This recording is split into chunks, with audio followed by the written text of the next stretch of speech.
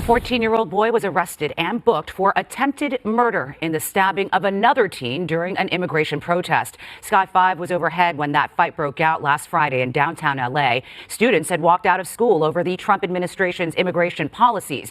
A 17-year-old was stabbed in front of City Hall and then taken to the hospital in critical condition. The area was closed off while police investigated. Yeah, this is not exactly the look that you want to go for, in my opinion, when you have a staged walkout of high school students in Los Angeles and the surrounding areas in order to protest the evil orange man's definitely evil and bad immigration policies, because we can't ever deport the violent criminals in the United States of America, people with pending deportation orders that are in this country. There's over 1.4 million of them, and as a response to that, the kids have been encouraged by the teachers' unions to walk out of schools and protest, make their voices heard, but unfortunately a 14-year-old boy decided to take that opportunity to stab a 17-year-old and leave him in critical condition. Greetings and salutations, loyal viewers of this channel. My name is Sean, and today we're not just going to talk about this specific violent instance, but we're going to talk about the encouragement of this kind of behavior that left this 17-year-old vulnerable to this attack,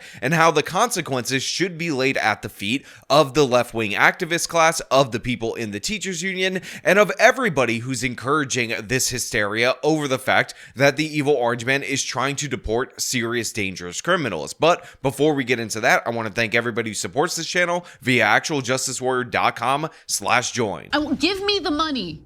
Give me the money. Okay. So I'm assuming that you guys are aware as of right now that the evil orange man was elected for his second term. He obviously ran significantly on the immigration issue. And of course, Tom Homan was put in as border czar, and he has started to initiate ICE raids in sanctuary cities, specifically to find criminals with serious histories that these cities are protecting from deportation. And of course, the reaction from the left has been absolutely chaotic. Of course, they're panicking. The state of California actually had a special legislative session where they ended up appropriating millions of dollars, I believe around $50 million, in order to fight against the evil orange man engaging in law enforcement activity within the confines of the state of California. But in addition to that, you have the activist class trying to rally people, trying to put them out in the streets in order to show that people are standing up to Donald Trump. And of course, the teachers union is one of the chief activist arms of the Democratic Party, and they've decided to allow these students to do their little walkouts during school time to just show the evil orange man that, of course, the kids are not all right with what he's doing. Breaking news, more student walkouts and protests of President Trump's immigration and deportation policies. But today, things getting heated with fights breaking out in downtown LA.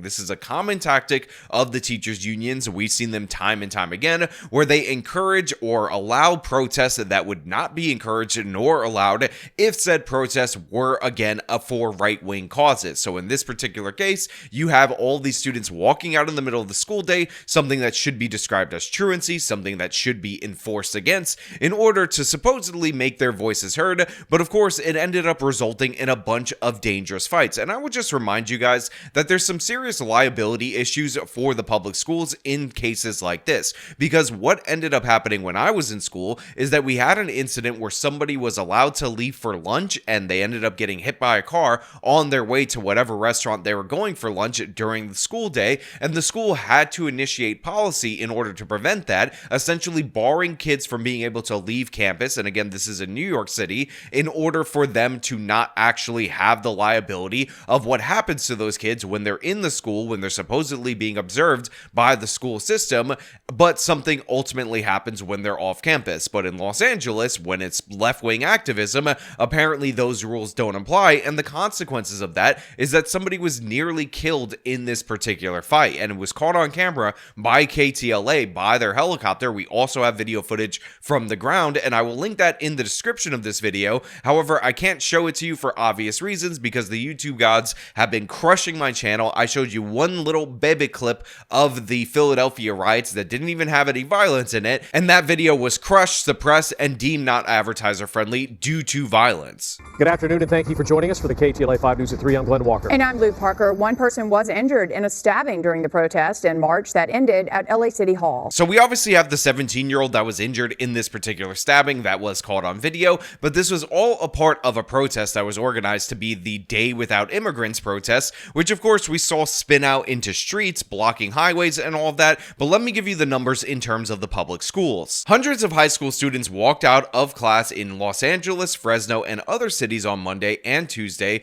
to protest Donald Trump's immigration policies. Some school districts reported large drops in attendance Monday when immigration rights activists announced a day without immigrants to protest Trump's plan for mass deportation. Los Angeles Unified reported 34% of students were absent on Monday, compared with the average of 7%. Fresno Unified reported that 30% of students were absent, compared with their usual 8%, according to the Fresno Bee. Students again walked out of at least 10 schools in Los Angeles on Tuesday to join protests, according to the LA Times. Now look, to be 100% clear, obviously you do have the right to protest the evil orange man. You have the right to protest on behalf of illegal immigrants, on behalf of illegal immigrant criminals with deportation orders, that you definitely want to stay in the country for whatever god-awful reason you have to justify that. But the fact of the matter is, this was known to be a thing that many students were allegedly going to participate in, and rather than do something to actually nerf their participation in it, they decided to let them out because the teachers in these unions are very much left-wing activists and they agree with the politics. And again, this is something that we've seen time and time again.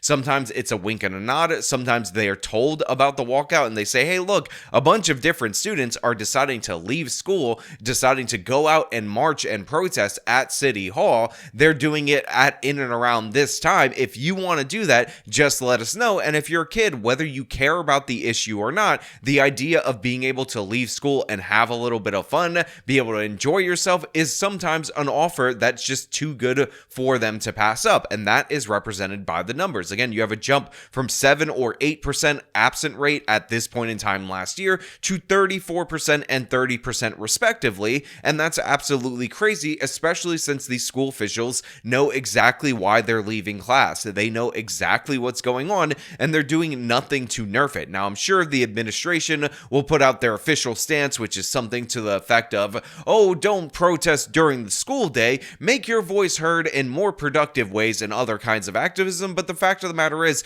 there's no teeth behind it. There's no enforcement. So you're in a situation where these kids are out running amok on the streets. They have the Mexican flags, all the different indicators that they were definitely going to leave school at the designated time for this organized event. And the results of this, the consequence of these teachers being derelict in their duty, of these schools being derelict in their duty, of them ignoring issues of truancy and all of that, is that a 17-year-old was stabbed in the middle of one of these protests. So the message is completely undercut, in addition to the fact that the school opens itself up for liability when they let these kids out and they end up encouraging a situation of chaos, of law breaking, and that ultimately ends up resulting in somebody nearly dying. Again, this did not need to happen this way. This did not need to go down this way, and the school should have acted in a way that was more about the caring about the well-being of the students rather than pushing them to fulfill ideological goals that are shared by the Democrats and by the teachers union.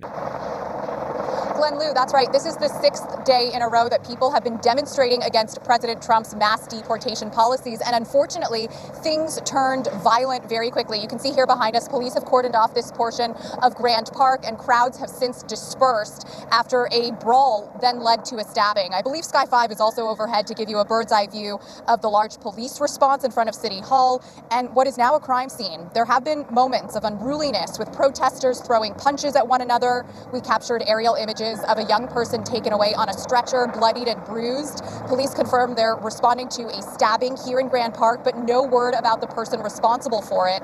Throughout the week, students and Los Angeles residents have been taking to the streets to voice their frustration with the president's new policies on deportation, displacement, and separation of families. Several people say the protest began very peacefully and then quickly turned violent. Listen. Now look, obviously I have to freeze the frame due to the violent nature of the footage, but as you're hearing from the local news person, They had punches, all sorts of violent instances, people being attacked by these kids that were just dumped out onto the streets by the school system in order to artificially boost these numbers. And ultimately, we ended up in a situation where one of these students ended up being stabbed, taken away in critical condition. And of course, this is happening multiple days in a row. Now, at this moment in time, they say they don't know anything about the suspect, but of course, this is from when the incident originally broke. Now we know that it's a 14-year-old that was involved in this instance, and the reason they were able to catch him is you have multiple different angles of this violent attack. But again, this didn't need to be encouraged by the schools. It's also a stupid protest because they're intending on going to City Hall. I don't know if you guys are aware of this, but Los Angeles is already a sanctuary city. California is already a sanctuary state. So these people are protesting at the City Hall of a politician that agrees with them. They're not really out there to protest. They're really wilding out. And the reason they're able to do so is because the school encouraged this. And again, it's not a great look that all these people who are anti-law enforcement, who want criminals to stay in the United States of America, can't even contain themselves to the degree where they're not fighting and trying to kill each other at their protest that is rapidly descending into a riot. And again, as the local news emphasizes, this is days and days and days in a row of this activity that is occurring in Los Angeles, and it's all artificial, and in addition to that, it's being encouraged through tax dollars, through the teachers in the public schools. You know, again, I highly recommend that you guys go to the links in the description of this video under where it says sources and watch the local news segments, because it's absolutely hilarious to hear about how they're making their voices heard, about how this all started peacefully while they're running B-roll of a brutal fight that turned into a stabbing from the overhead view. And of course, you see nothing but foreign flags in and around this area, and it's absolutely chaotic from top to bottom, and in no way, shape, or form should this be encouraged, should this be promoted, should this be pushed in the way that it was. But unfortunately, this is where that we're at, and your kids are being put in danger on behalf of criminal illegal migrants who have no right to be in this country. I came to the protest. There was a guy that came up, not even a part of the protest, and just shanked the dude. And I got it all on my camera, and I just walked over. I told him to apply pressure, you know, cut up some shirts, wrap it around them so it stopped the bleeding. So a couple of things. First and foremost, it is the current year 2025, and this guy is still wearing a mask, and if he's doing so because he's concerned about COVID, then I don't know what to do with these people. I don't know how to talk to these people. I don't know how to get through to them. So if that is the case, I feel immensely bad for this person and their mental distress. That being said, I'm going to give this person a little bit of a break, a little bit of the benefit of the doubt, and point out that this guy also could be hiding his identity, because what it looks like is possibly a Latin American gang stabbing occurred during this protest that was encouraged by the schools. So somebody who is acting in the very same way that we would want somebody punished and deported for was participating in this protest and or riot. And by the way, I don't buy into this nonsense where they're like, oh, a guy just came out of nowhere and then he wasn't a part of the protest at all and he just shanked a random individual. Again, look at the footage, look at the video, look at it for yourself, and what you can see is that they're in a group. This seemed to be like a planned attack, and again, it was an encouraged attack by the schools in that they were encouraging these students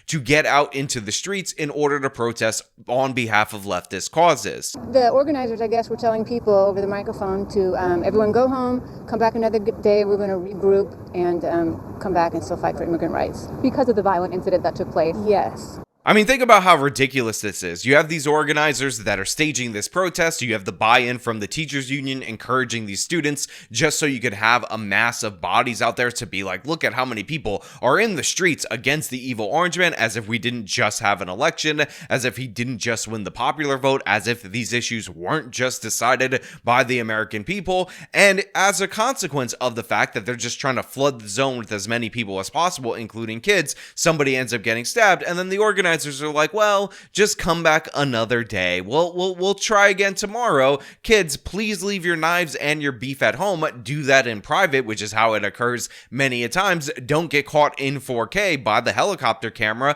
and all these other various people trying to give you media attention for your AstroTurf movement. But again, this is the risk that they're willing to take. The teachers unions care more about the politics around immigration than actually protecting the students, many of which I'm assuming are are immigrants themselves, are possibly illegal immigrants themselves, and they're willing to let them fight, beat each other up, stab each other in order to push forward the narrative that the orange man is bad, and that is one of the truest forms of Trump derangement syndrome. But of course, I want to know what you guys think about all this down in the comments below. As per usual, if you like the video, show them by leaving a like, subscribe for more content, follow me on the social medias, support me via the support links in the description of this video. This has been me talking about the immigration protest, churn riot, churn stabbing. Till next time.